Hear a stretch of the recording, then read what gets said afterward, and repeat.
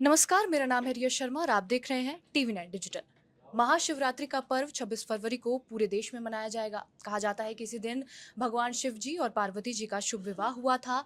इस पर्व को लेकर कई लोगों के मन में कई तरह के सवाल हैं कि कैसे किस मुहूर्त में शिव जी की पूजा की जाए। अगर किसी का बिजी शेड्यूल है तो वो कैसे शिवरात्रि की पूजा करें।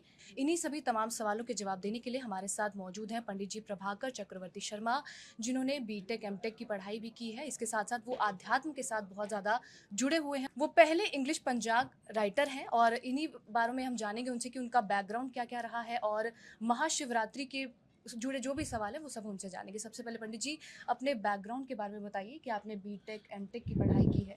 उसके बाद अब आप आध्यात्म से भी इतना ज़्यादा जुड़े हुए हैं, तो उसके बारे में सबसे पहले बताइए। पहले टीवी 9 भारतवर्ष टीम के लिए आप सबको के लिए मेरा प्रणाम, बहुत बहुत धन्यवाद।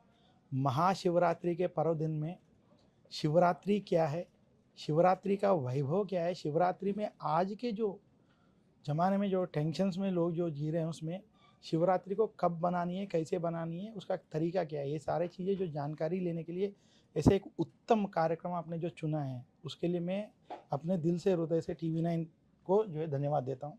आज जो है हम महाशिवरात्रि के जो पर्व दिन के बारे में बात कर रहे हैं।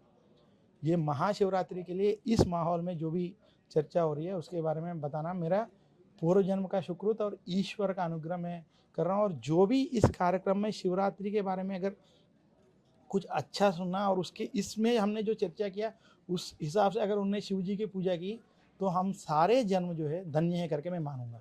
जी पंडित जी, अब महाशिवरात्रि कल है, तो उसकी कहानी थोड़ी-सी बताइए हमें और मुहूर्त क्या है सही पूजा करने का, वो बताइए? अभी आपने जो प्रश्न पूछा उसका समाधान ये बताऊंगा। शिवरात्रि क्यों मनाया जाता है, क्या है? हमारे शिव पुराण के अनुसार जो पौराणिक कथा है, काफ़ी लोग बोलते हैं कि शिवरात्रि के दिन शिव पार्वती जी का विवाह हुआ, ये तो सही है। इससे बढ़िया जो यहाँ पे जो कथा हुआ है वो शिव पुराण ये कहता है कि महाशिवरात्रि के दिन एक बार विशेष रूप से इसी फाल्गुन मास कृष्ण पक्ष के समय में ब्रह्मा जी और विष्णु जी के बीच में कौन बलवान कौन शक्तिवान करके लड़ाई हुआ था। तो दोनों के बीच में जब ये वादन चालू हो गया, वो इतना बड़ा युद्ध और लड़ाई के माहौल में चला गया, तो देवता सारे डर गए थे और उन्होंने इस युद्ध को रोकने के लिए भगवान शिव जी की प्रार्थना की। तब इस युद्ध को रोकने के लिए शिव जी ने फाल्गुन मास कृष्ण पक्ष चतुर्दशी के दिन लिंग रूप एक धारण किया था। वो लिंग रूप जो है वो जैसे बोलते हैं ना लाइट रे के रूप में, मतलब जो है कांति के रूप में उसका जो है लिंगोद्भव हुआ। और उस समय ये बोला गया है कि जो भी इस लिंग का आदि या अंत्य भाग ढूंढ के बताएंगे वो जो है उस सबसे बड़ा शक्तिवान है। तो ब्रह्मा जी ने क्या किया कि उत्तर दिग्भाग में उन्होंने उस लिंग का जो है जो आदि ढूंढने के लिए उन्होंने अपने हंस वाहन को लेकर निकल गए थे। और जो विष्णु जी है जो है दक्षिण भाग जो है गरुड़ वाहन पे निकल गए थे। विष्णु जी को जितना भी दूर जाने के बाद भी उनको उनका अंत्य नहीं मिला और उन्होंने सोचा ये हम मैं ढूंढ नहीं पाऊंगा करके वो वापस आना चालू किया। ब्रह्मा जी को भी वो आदि बाग नहीं मिला और उन्होंने सोचा कि मैं एक काम करता हूँ, मैं झूठ बताऊंगा कि मैंने इसका आदि बाग देख लिया।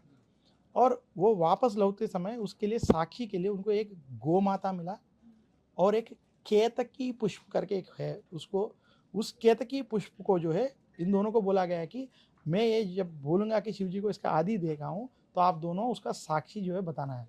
वो दोनों वो पुष्प और ये गौ माता ब्रह्मा जी से डरे कि अगर हमने ना कर दिया तो ये हमें श्राप कर देंगे।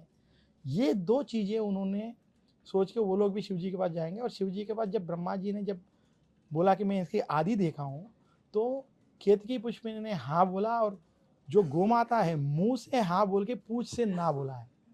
यहाँ से शिवरात्रि की कथा ये बताती है, शिव पुराण ये बताता है कि जब शिव जी पहचान गए कि ब्रह्मा जी ने गलत बात कही तो उन्होंने तीनों को शाप दिया कि आज से केतकी पुष्प जो है कोई कहीं पे भी पूजा में इस्तेमाल नहीं होगा। और दूसरा जो भी गौ माता की मुंह देखेंगे उसको पाप लगेगा और जो पृष्ठ भाग जो पीछे वाला भाग देखेगा उनके सारे पाप खत्म हो गए, पुण्य प्राप्त होगी। ये उनको श्राप दिया और ब्रह्मा जी को ये श्राप दिया गया कि आज से आपको कहीं पे भी पूजा नहीं होगा, कोई मंदिर नहीं होगी। तब ब्रह्मा जी ने ईश्वर को प्रति प्रति और एक शाप दिया है कि आज से शिव जी की जो भी पूजा होगा वो लिंग रूप में पूजा होगा। इसलिए शिव जी का पूजा लिंग रूप में पूजा करना, क्योंकि ये सृष्टि का मूल ही लिंग रूप है जिसका आदि अंत ही नहीं है। और इसलिए लिंग रूप में शिव जी का आराधन करना शिवरात्रि के दिन, ये फाल्गुन मास कृष्ण पक्ष चतुर्दशी के दिन ये पूजा करना अत्यंत पवित्र माना जाता है। इसलिए नित्य शिवरात्रि अगर कोई नहीं कर पाया, पक्ष शिवरात्रि अगर कोई नहीं कर पाया, मास शिवरात्रि अगर कोई नहीं कर पाया, अगर वो फाल्गुन मास कृष्ण पक्ष चतुर्दशी महाशिवरात्रि दिन अगर उसने अपने दिल से अगर शिवरात्रि की पूजा की, तो उसके सारे शिवरात्रियों का सारे दिन शिव जी का जो उस साल में पूजा किया उसका फल उसको मिलेगा। उतना महत्वपूर्ण दिन है, इसलिए शिवरात्रि को अत्यंत पवित्र दिन माना गया, पौराणिक कथा में स्पष्ट रूप से बताता है। अच्छा पंडित जी, 4 प्रहर की आरती जो है उसका बहुत ज़्यादा महत्व माना जाता है महाशिवरात्रि के दिन, तो उसके बारे में बताइए कि उसका असल में क्या महत्व है? शिवरात्रि के दिन जो है आरती करना अत्यंत महत्वपूर्ण है। विशेष रूप से शिवरात्रि के दिन प्रातः काल, मतलब जो ब्रह्म मुहूर्त 4 बजे से 6 बजे के बीच में जो आरती होता है, ये विशेष आरती माना जाता है। इसके बाद दूसरा जो दोपहर और तीसरा जो प्रदोष काल के समय में जो आरती होता है, ये भी अत्यंत महत्वपूर्ण है। इससे बढ़िया जो रात को लिंगोद्भव काल में जो आरती होता है, वो शिवरात्रि के दिन अत्यंत महत्वपूर्ण और अत्यंत पवित्र माना गया है। तो अभी हमारे साथ हमारे बाकी सहयोगी भी हैं जो महाशिवरात्रि के बारे में जो उनके सवाल हैं वो पंडित जी से पूछना चाहते हैं, तो एक-एक करके वो भी अपने सवाल पंडित जी से पूछेंगे। पंडित जी नमस्कार। नमस्कार। मेरा नाम दिव्या है और आपने जैसे मुझे एक किताब दी अभी जिसमें लिखा है द ग्रेट साउथ इंडियन पंचांग।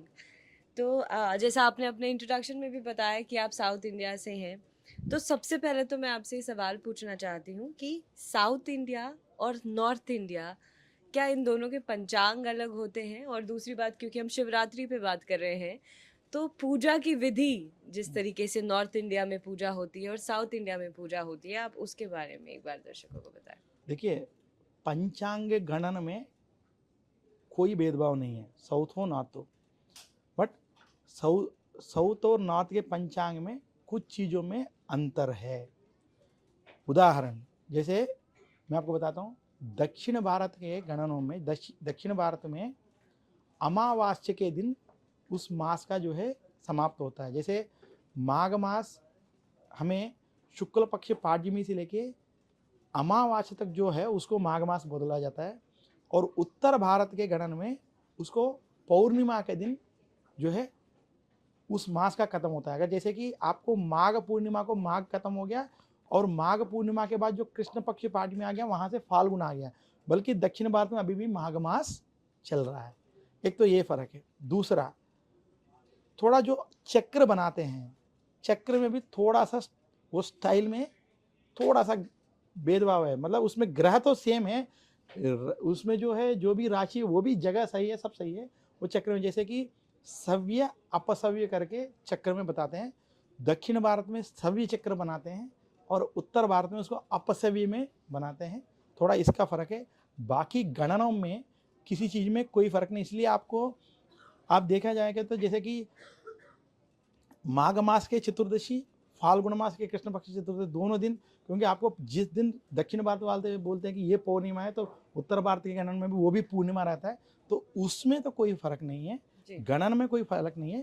थोड़ा ये अमावास्यंत और पौर्णिमांत होने के कारण ये थोड़ा सा भेदभाव लोगों को दिख रहा है, दोनों एक ही है। महाशिवरात्रि शिव जी को कहीं ना कहीं, जो खासकर लड़कियां हैं जिनकी शादी नहीं होती, वो एक सावन सोमवार रखती हैं शिव जी की आराधना के लिए, तो क्या महाशिवरात्रि से भी उसका कुछ एक तालमेल है कि जो कहते हैं कि शिव जी जैसा वर चाहती हैं या उसकी कामना करती हैं, क्या उसका भी कुछ लिंक है शिवरात्रि से, कि अगर वो ऐसी कोई खास पूजा करें या कुछ ऐसा करें जिससे उनकी मदद हो?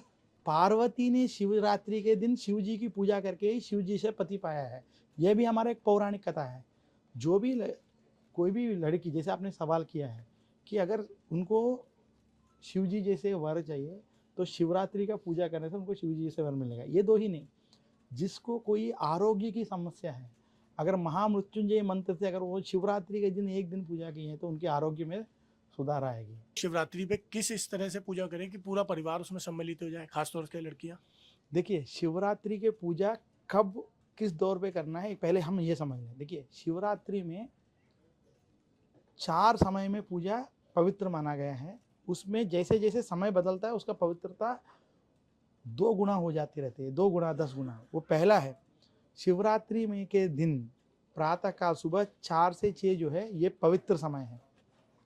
उसके बाद शिवरात्रि में जो दूसरा समय है प्रदोष काल, जो शाम को 4 से 6 है, प्रातः काल में जो पवित्रता है उससे 10 गुना अत्यधिक महत्व प्रदोष काल में है।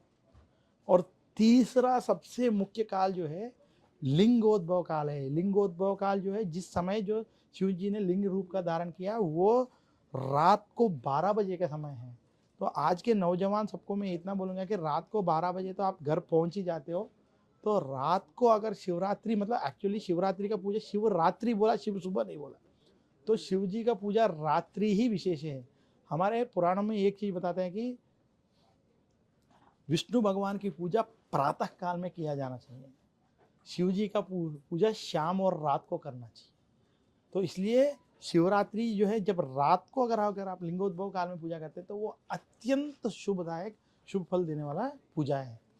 पंडित जी, मेरा नाम आयुष मिश्रा है और जैसे मैं एक यंगस्टर हूं और मेरे जैसे बहुत सारे लोग हैं जिनका ये मतलब अभी बहुत ज़्यादा पूजा पाठ में बिलीव नहीं जुड़ पाया है या फिर भक्ति में बहुत ज़्यादा नहीं जुड़ पाए हैं। ऑब्वियसली बहुत सारी जगह पे दिमाग जाता है, दिमाग डाइवर्ट होता है।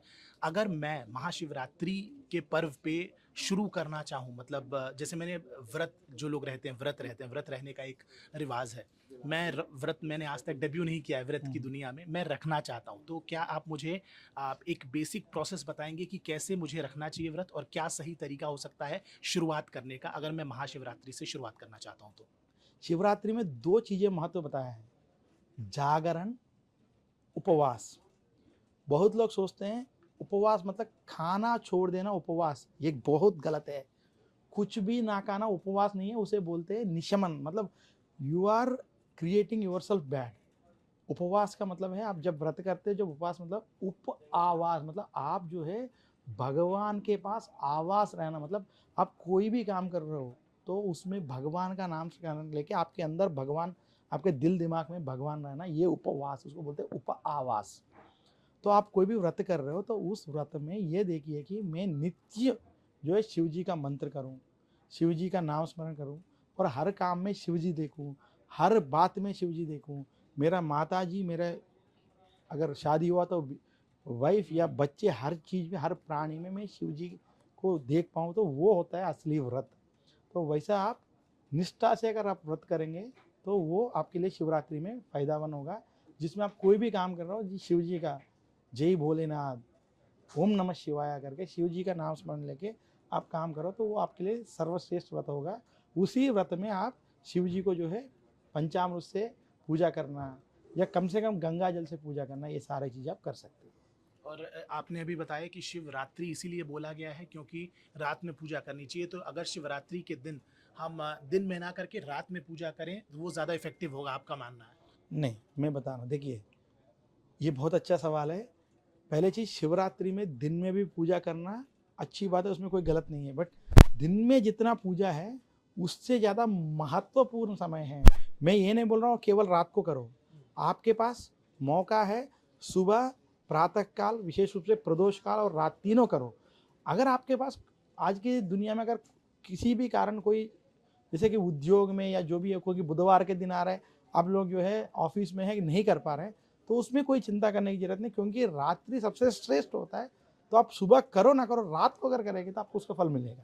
पंडित जी नमस्कार, मेरा नाम आयुषी चतुर्वेदी है। मेरा सवाल ये है कि आपने बता दिया कि किस समय पे पूजा करें, लेकिन क्या शिव जी को कौन से फूल चढ़ाएं जिससे वो काफ़ी खुश हो जाए? शिव जी को जो है ना, गंगा जल के अलावा शिव जी को पानी, मतलब जो जल के अलावा कोई चीज़ चढ़ाने की जरूरत नहीं है। यथार्थ बात करें तो गंगा जो है कहाँ से आता है, शिव जी के वहाँ से आता है। और जो चीज़ जो शिव जी ने दिया उन्हीं को अर्पण करना ही शिव जी का पूजा है। बल्कि शिव जी को अलग अलग द्रव्य से इसलिए पूजा किया जाता है, जैसे कि पंचामृत में एक एक द्रव्य का, जैसे आपका दूध हो गया, दही हो गया, ये एक एक चीज के एक एक महत्व शिव पुराण बताया गया है। तो उस महत्व के लिए किसी को, जिसको भी जो भी इच्छा है, किसी को धन कमाना है वो पंचामृत से जो है पूजा करेगा, किसी को जो है नाम कमाना है केवल घी से पूजा करेगा, अगर किसी को सारे चीज मिलना है तो जो है निष्ठा से अगर गंगा जल से पूजा करने से वो अद्भुत है। शिव जी को पूजा करने के लिए कोई भी फूल इस्तेमाल कर सकते हैं, बट आपने पूछा तो मैं आपको बताता हूँ, शिव जी को अगर श्रेष्ठ पूजा अगर कोई भी करना है तो गंगा जल, पंचामृत, इन दोनों के साथ बिल्व पत्र जो है, ये इसको उत्तम पत्र या उत्तम फूल भी कहा सकता है, क्योंकि क्या है, शिव जी को बेल पत्र से पूजा अत्यंत, इसलिए बोलते त्रिदलम त्रिगुणाकारम त्रिनेत्रम त्रिरायुधम त्रिजन्म पाप संहारम एक बिल्वम शिवार्पणम। बिल्व पत्र जो है शिव जी को अत्यंत पवित्र माना गया है। आप कोई भी फूल चढ़ाओ उसमें कोई आपत्ति नहीं, बट विशेष रूप से बेल पत्र पूजा करनी चाहिए और केतकी फूल को इस्तेमाल नहीं करना चाहिए, बस ये ध्यान रखना। पंडित जी, मेरा एक सवाल इसी पे था कि बेल पत्र इस्तेमाल करने की बात की जाती है और यंगस्टर्स जो है वो लॉजिक पे बात करते हैं कि क्यों, मतलब एक जिज्ञासा होती है हर चीज़ जानने की।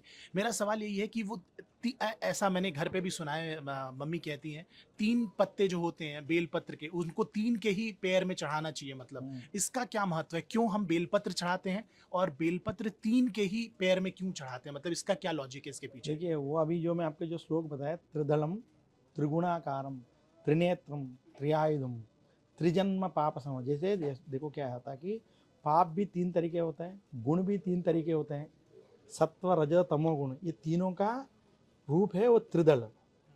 इसलिए उस त्रिदल वाले जो बिल्व अगर शिव जी पे चढ़ाते हैं तो अत्यंत पवित्र माना जाता है, जिससे हमारे जाने अनजाने तीनों गुणों से जो भी अगर पाप आता है तो वो मिट जाती है। दूसरा, शिव जी के ऊपर बेली क्यों चढ़ाया जाता है, इसका साइंटिफिक रीज़न ये भी हम ले सकते हैं।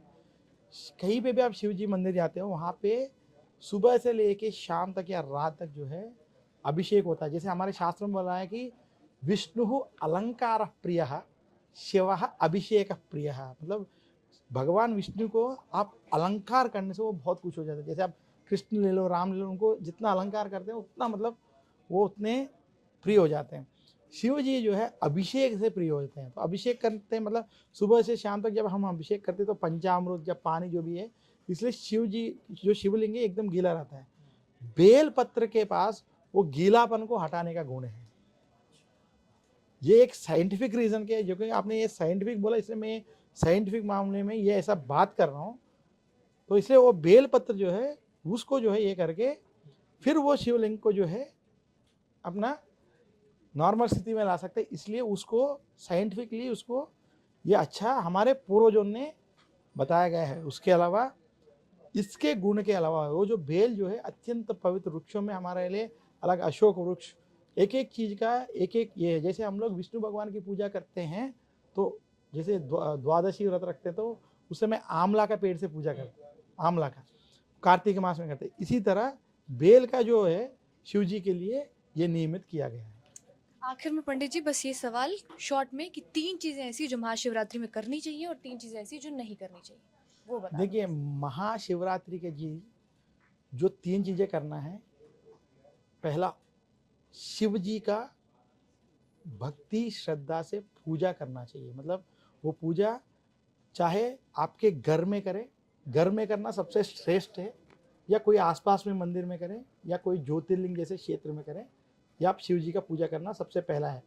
और वो पूजा में कम से कम गंगा जल चढ़ाना या बेलपत्र चढ़ाना या पंचामृत से करना, रुद्र नमकन चमकम जैसे चीज़ें से करना, ये श्रेष्ठ है। दूसरा चीज़ है जो करना है जागरण। शिवरात्रि के दिन जागरण रहना। जागर रहना मतलब जागरण रह के अपना ऑफिस का काम करना, मूवी देखना, ऐसे गलत काम नहीं करना है। जागरण उसी को करना है जो जाग के जिस मूर्ति को अपने घर पे रखा उस मूर्ति को भगवान समझ के रात भर उनकी पूजा करना या शिव जी का जप करना, नाम स्मरण करना, ये जागरण है।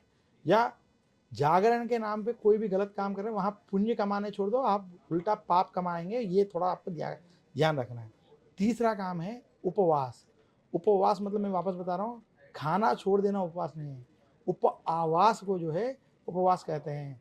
जब आप उपवास करते हैं, कोई शुगर पेशेंट है, किसी को कोई बीपी है, किसी को कोई हेल्थ की इश्यू है, तो भगवान को चढ़ा हुआ भोग को खा सकते हो, उसमें कोई गलत नहीं है। बट आप जो है जो भी खा रहे हो, बस इतना समझ लेना कि मैं शिव जी का नाम स्मरण नहीं छोड़ रहा हूँ। शिव जी का जो भी उस दिन सुबह से लेकर हर 1 घंटे में उनके लिए कोई ना कोई कम से कम गंगा जल से उनकी पूजा कर रहा हूँ। अपना शिव जी का जो है भक्ति श्रद्धा से निष्ठा से काम कर रहा हूँ। उस दिन किसी के ऊपर गुस्सा नहीं हो रहा हूँ, किसी को कोई डांट नहीं रहा हूँ, और सबके साथ सबके अंदर शिव को देख रहा हूँ। ये जो है उपवास होता है। ये तीनों चीज़ें करना जरूरी है। अब जो 3 चीज़ें ना करना, शिवरात्रि के दिन जो है आप जो है बिना नहा के रहना, शिवरात्रि के दिन मांस खाना, शिवरात्रि के दिन किसी को दुख पहुंचाना, चाहे वो दिल से हो, चाहे अपने जुबान से हो, चाहे अपने नेत्र से हो, चाहे किसी भी अंग से हो, ये चीज़ें नहीं करना चाहिए। बहुत बहुत शुक्रिया पंडित जी हमारे साथ ये तमाम जानकारी शेयर करने के लिए कि शिवरात्रि के दिन हमें क्या क्या करना चाहिए। जितने भी हमारे सहयोगियों के सवाल थे, पंडित जी ने बहुत अच्छी तरह से उन्हें समझाया कि हाँ क्या क्या चीज़ें हमें अपनी जीवन शैली में लानी चाहिए और क्या क्या चीज़ें महाशिवरात्रि के दिन करनी चाहिए। बहुत बहुत शुक्रिया सर हमारे साथ TV9 डिजिटल पर जुड़ने के लिए। बहुत बहुत धन्यवाद। नमस्कार।